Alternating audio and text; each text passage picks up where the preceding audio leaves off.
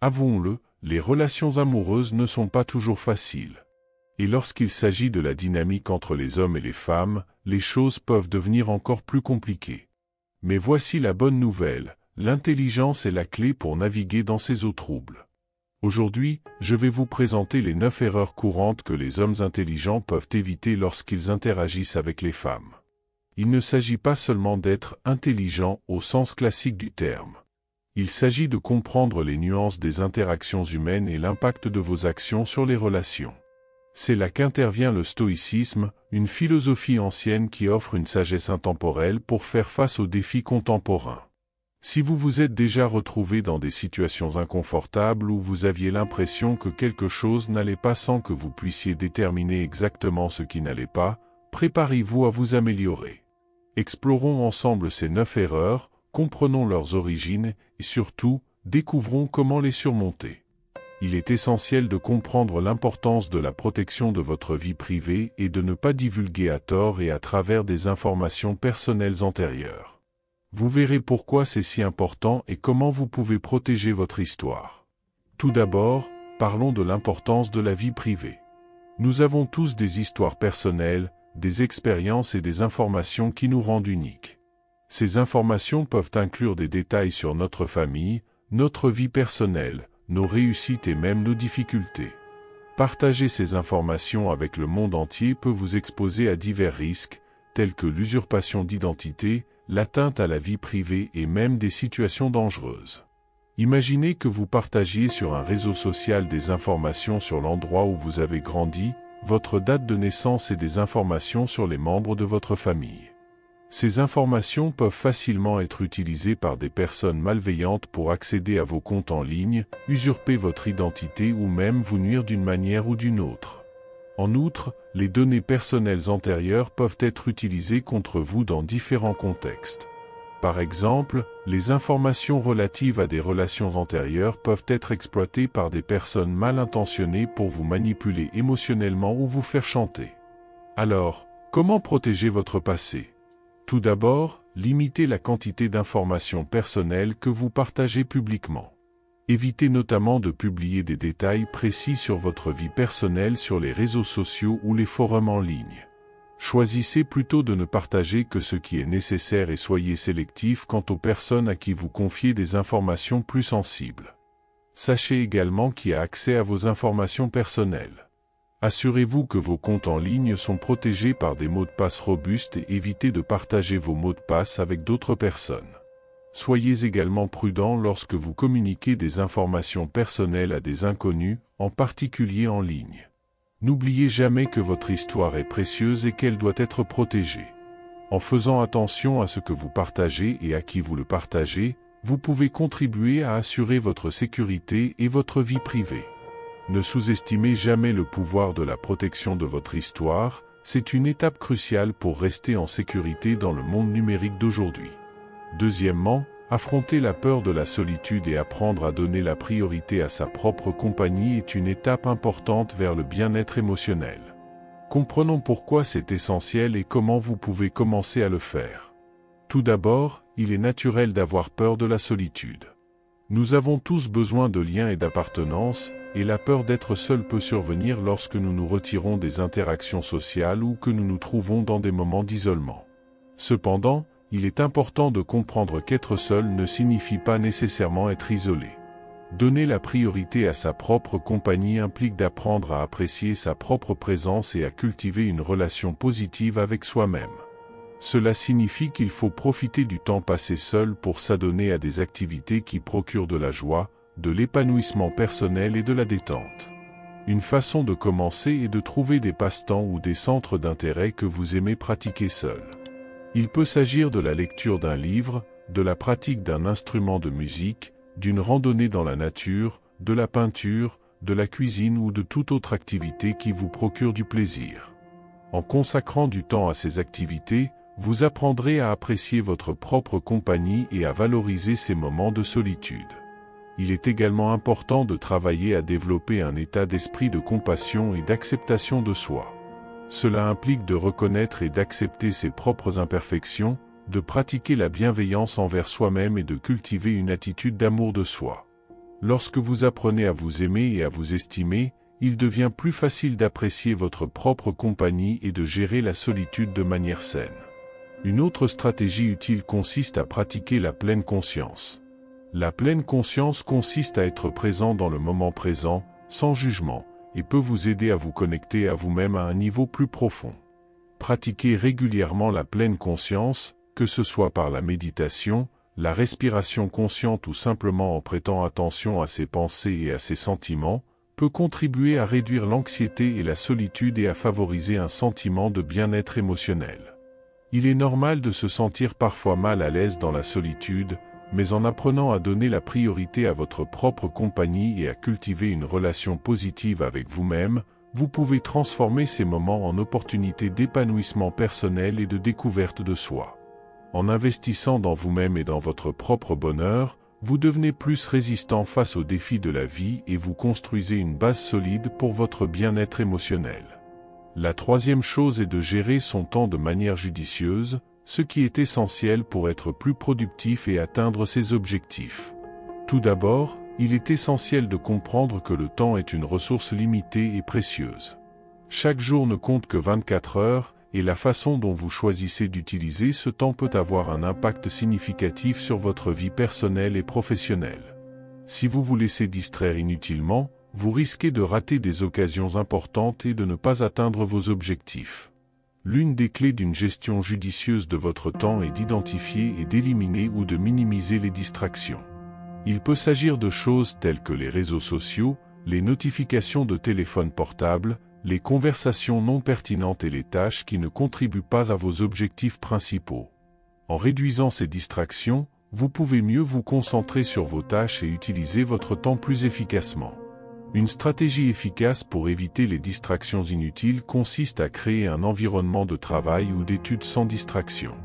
Il peut s'agir de désactiver les notifications des téléphones portables, d'utiliser des applications ou des extensions de navigateur pour bloquer les sites de médias sociaux pendant les périodes de concentration et de fixer des limites claires avec d'autres personnes concernant les moments où vous êtes disponible pour des conversations ou des interruptions.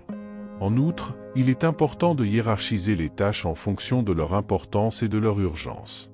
Une technique utile pour ce faire est la matrice d'Eisenhower, qui divise les tâches en 4 cadrans sur la base de ces critères. En identifiant les tâches importantes et urgentes, vous pouvez leur consacrer votre temps et votre énergie en priorité, évitant ainsi que des distractions inutiles ne vous empêchent de respecter des échéances importantes. Une autre stratégie importante consiste à s'entraîner à se concentrer. Il peut s'agir de techniques telles que la technique Pomodoro, qui consiste à travailler pendant des périodes déterminées entrecoupées de pauses, ou simplement de se consacrer à une seule tâche à la fois, en évitant le multitâche. Lorsque vous vous concentrez entièrement sur une tâche à la fois, vous pouvez accomplir davantage en moins de temps et éviter les distractions inutiles. La gestion judicieuse de votre temps est un processus continu qui nécessite de la pratique et de la discipline. En identifiant et en éliminant les distractions inutiles, en classant vos tâches par ordre de priorité et en vous entraînant à vous concentrer, vous pouvez faire un meilleur usage de votre temps et atteindre vos objectifs plus efficacement.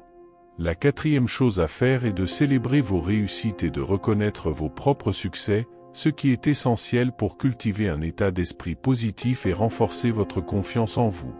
Tout d'abord, il est important de comprendre que les réussites n'ont pas besoin d'être grandioses pour être célébrées. Chaque étape vers la réalisation de vos objectifs, aussi petite soit-elle, mérite d'être reconnue. En célébrant vos réussites, vous renforcez vos progrès et vous vous motivez à continuer à avancer vers vos rêves. Célébrer vos réussites vous aide également à cultiver une attitude positive à l'égard de vous-même et de vos capacités. La reconnaissance de votre propre réussite renforce votre estime de soi et votre confiance en vous, ce qui vous rend plus résistant face aux défis et plus enclin à en relever de nouveaux à l'avenir.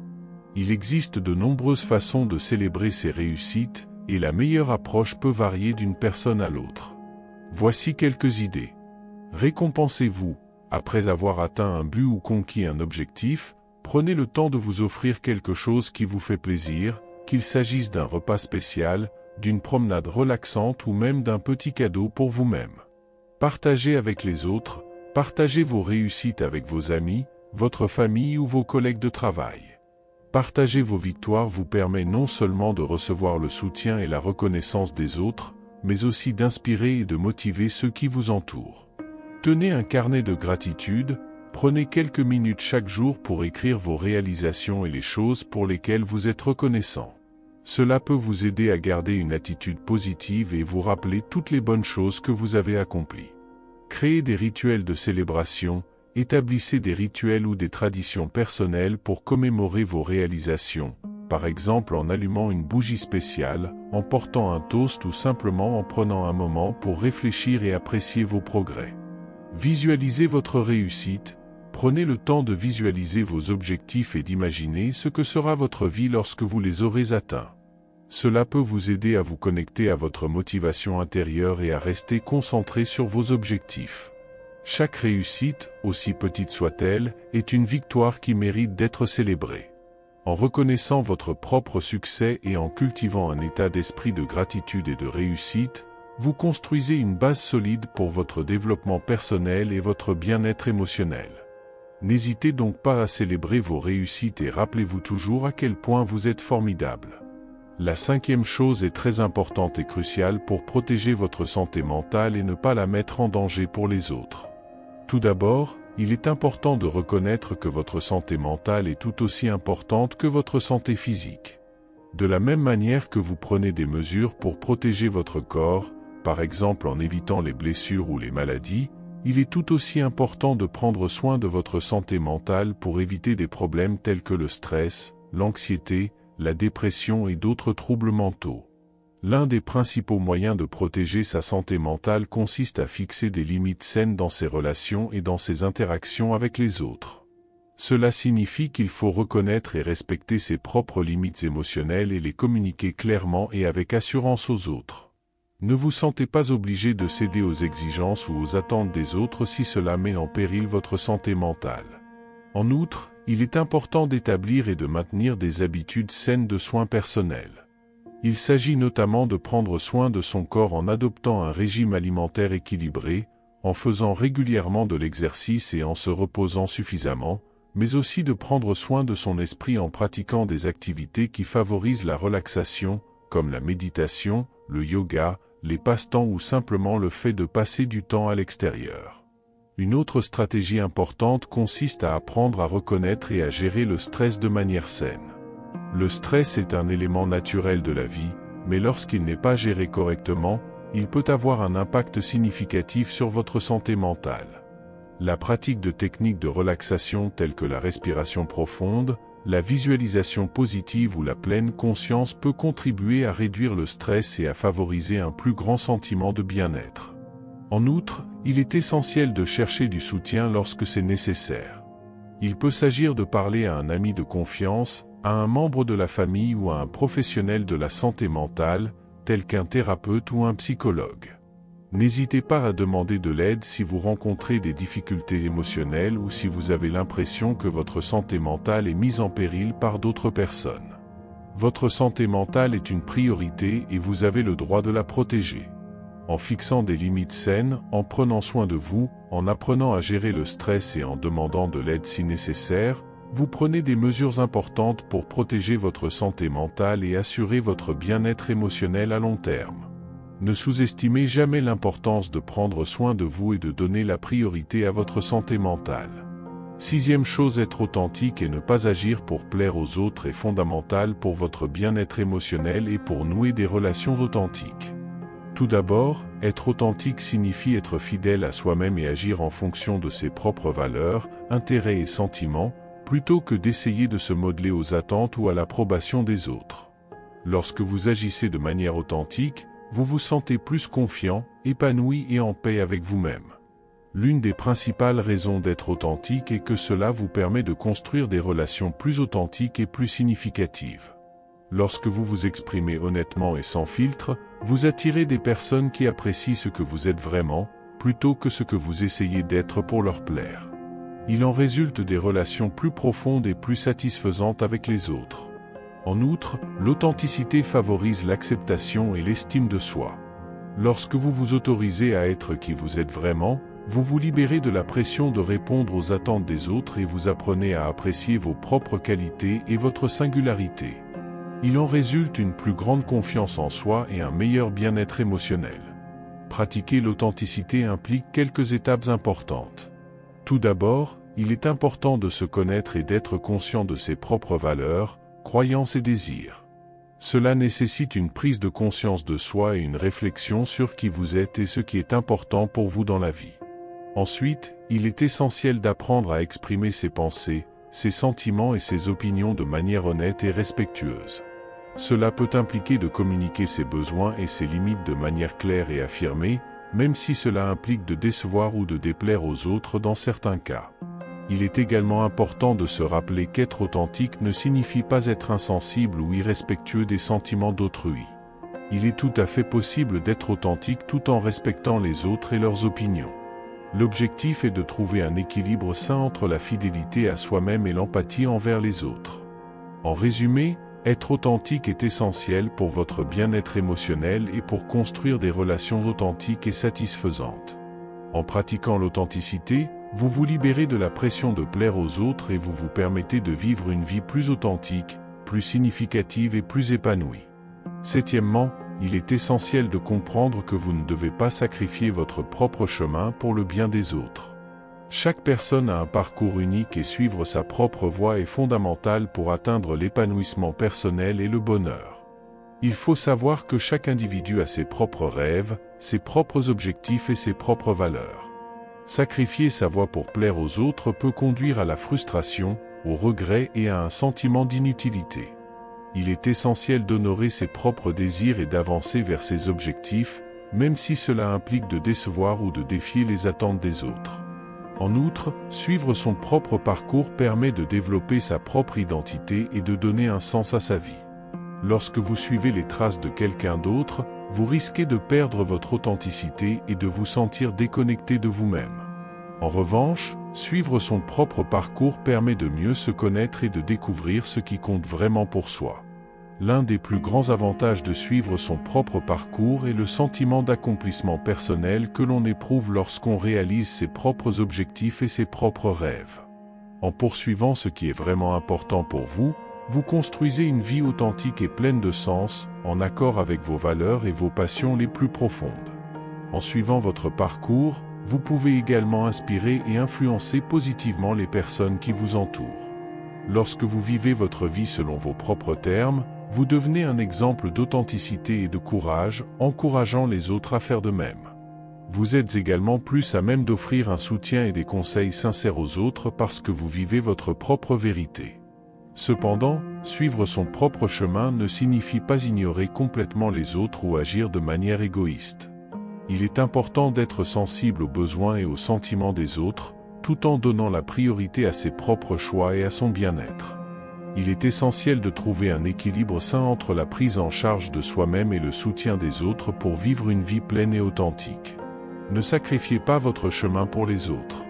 Suivez votre propre chemin avec confiance, en honorant vos propres rêves et valeurs. Ce faisant, vous construirez une vie authentique et pleine de sens, en vous épanouissant personnellement et en inspirant les autres autour de vous à faire de même. L'autre chose est sûre. Donner la priorité aux relations avec les amis et la famille est fondamental pour le bien-être émotionnel et le bonheur. Il faut comprendre que les liens significatifs avec les amis et la famille apportent un soutien émotionnel, un réconfort et un sentiment d'appartenance. Ces relations nous aident à relever les défis, à gérer le stress et à célébrer nos réussites, créant ainsi des liens affectifs importants qui contribuent à notre bien-être général. Valoriser le soutien des amis et de la famille renforce également les liens et favorise un sentiment de communauté et d'appartenance.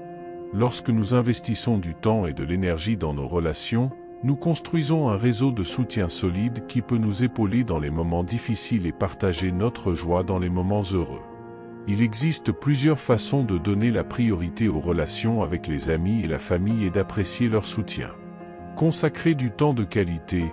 Réservez régulièrement du temps à vos amis et à votre famille, ne serait-ce que pour discuter, partager un repas ou faire des activités ensemble. Donner la priorité à ces moments renforce les liens affectifs et nourrit les relations. Montrez votre reconnaissance, Exprimez votre gratitude et votre reconnaissance pour le soutien et l'amour que vous recevez de vos amis et de votre famille. Un simple « merci » ou un geste d'affection peut faire toute la différence et montrer à quel point vous accordez de l'importance à ces liens.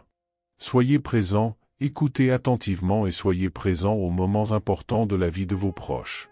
Montrez que vous vous souciez d'eux en vous intéressant sincèrement à leurs expériences, à leurs émotions et aux défis qu'ils rencontrent. Offrez un soutien mutuel, soyez disponible pour vos amis et votre famille lorsqu'ils ont besoin de soutien, tout comme ils sont disponibles pour vous. La création d'un environnement de soutien mutuel renforce les relations et favorise un sentiment d'unité et de collaboration. Célébrez les moments heureux, partagez vos joies, vos succès et vos réalisations avec vos amis et votre famille. Célébrer les moments heureux ensemble renforce les liens affectifs et crée des souvenirs précieux qui seront conservés tout au long de la vie. En donnant la priorité aux relations avec les amis et la famille et en appréciant leur soutien, vous construisez une base solide pour une vie pleine et satisfaisante. Ces liens affectifs sont essentiels à votre bien-être émotionnel et vous apportent réconfort, soutien et joie tout au long de votre vie. Prenez donc le temps de cultiver et d'entretenir ces relations importantes dans votre vie. Enfin, la 9e et dernière chose est d'éviter la dévotion obsessionnelle et de maintenir l'équilibre dans vos relations, ce qui est essentiel pour garantir une relation saine et une vie émotionnellement stable. Comprenons pourquoi c'est important et comment vous pouvez pratiquer cet équilibre dans vos relations. La dévotion obsessionnelle peut conduire à une dépendance émotionnelle préjudiciable. Lorsqu'une personne se consacre excessivement à une autre, elle peut perdre sa propre identité, ses intérêts et même son indépendance émotionnelle. Cela peut déséquilibrer les relations et exercer une pression injuste sur l'autre personne. Pour maintenir l'équilibre dans vos relations, vous devez veiller à conserver une vie équilibrée, avec des intérêts, des passe-temps et des activités qui sont importants pour vous au-delà de la relation. Cela ne signifie pas que vous devez négliger votre partenaire, mais que vous devez également consacrer du temps et de l'espace à vous-même, à vos besoins individuels et à vos propres intérêts. L'un des moyens de parvenir à cet équilibre est de s'assurer que vous vous consacrez régulièrement du temps à vous-même. Il peut s'agir de consacrer du temps à des passe-temps que vous aimez, de passer du temps avec vos amis et votre famille, ou simplement d'avoir du temps seul pour vous détendre et vous ressourcer. Avoir des intérêts et des activités en dehors de la relation vous aide à conserver votre propre identité et votre indépendance émotionnelle. En outre, il est important de fixer des limites saines dans vos relations et de communiquer vos besoins de manière claire et respectueuse. Si vous avez l'impression de devenir trop dépendant de votre partenaire ou que la relation vous prend tout votre temps et toute votre énergie, il est important d'en parler ouvertement et d'essayer de trouver un équilibre qui vous convienne à tous les deux. Une autre stratégie importante consiste à cultiver son estime de soi et sa confiance en soi. Lorsque vous vous sentez bien dans votre peau et que vous appréciez vos propres qualités et intérêts, vous êtes moins susceptible de devenir trop dépendant de votre partenaire pour valider votre valeur personnelle. Pratiquer l'autocompassion et prendre soin de soi peut vous aider à développer une solide base de confiance en soi. En résumé, il est essentiel d'éviter les dévouements obsessionnels et de maintenir un équilibre dans vos relations pour garantir des relations saines et une vie émotionnellement stable. En cultivant vos propres intérêts et besoins, en fixant des limites saines et en valorisant votre propre identité, vous construirez des relations plus équilibrées et plus épanouissantes, tant pour vous que pour votre partenaire. Cultiver un état d'esprit de respect mutuel et d'épanouissement dans vos relations est fondamental pour construire des relations saines et épanouissantes. Le respect est le fondement de toute relation saine. Cela signifie qu'il faut respecter les limites, les opinions, les souhaits et les sentiments de l'autre personne, même s'ils diffèrent des vôtres. Lorsque le respect mutuel règne dans une relation, les personnes se sentent valorisées, écoutées et en sécurité pour être authentiques. En outre, cultiver un état d'esprit de croissance mutuelle implique d'être ouvert à l'apprentissage et à l'évolution au sein de la relation. Cela signifie qu'il faut être prêt à écouter l'autre et à apprendre de lui, reconnaître ses propres défauts et s'engager à travailler ensemble pour surmonter les difficultés et évoluer en tant qu'individu et en tant que couple.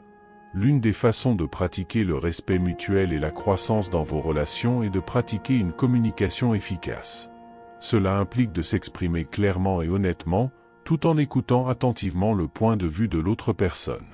Communiquer de manière respectueuse et ouverte permet d'éviter les malentendus, de résoudre les conflits de manière constructive et de renforcer le lien émotionnel entre vous et votre partenaire. En outre, il est important de célébrer les différences et de valoriser le caractère unique de chaque personne dans la relation. Au lieu d'essayer de changer l'autre personne pour qu'elle corresponde à vos propres attentes, reconnaissez et appréciez les qualités uniques que chacun apporte à la relation. Cela crée un environnement d'acceptation et de respect mutuel, où les deux parties se sentent valorisées et aimées pour ce qu'elles sont.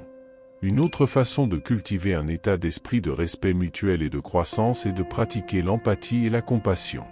Essayez de vous mettre à la place de l'autre personne et de comprendre ses émotions, ses besoins et ses perspectives. Faire preuve d'empathie contribue à renforcer le lien émotionnel entre vous et favorise un sentiment de connexion et de compréhension mutuelle. Cultiver un état d'esprit de respect mutuel et de croissance dans vos relations est fondamental pour construire des relations saines et gratifiantes. En pratiquant une communication efficace, en célébrant les différences, en faisant preuve d'empathie et en valorisant le caractère unique de chaque personne, vous créez un environnement de confiance, d'amour et de croissance mutuelle dans lequel vous pouvez tous deux vous épanouir et vous développer ensemble. Si vous mettez déjà ces choses en pratique, faites-le moi savoir dans les commentaires. Et assurez-vous d'être abonné pour recevoir le contenu qui complétera ces 9 choses, mais en attendant, regardez la vidéo sur la carte, car la connaissance ne fait jamais de mal.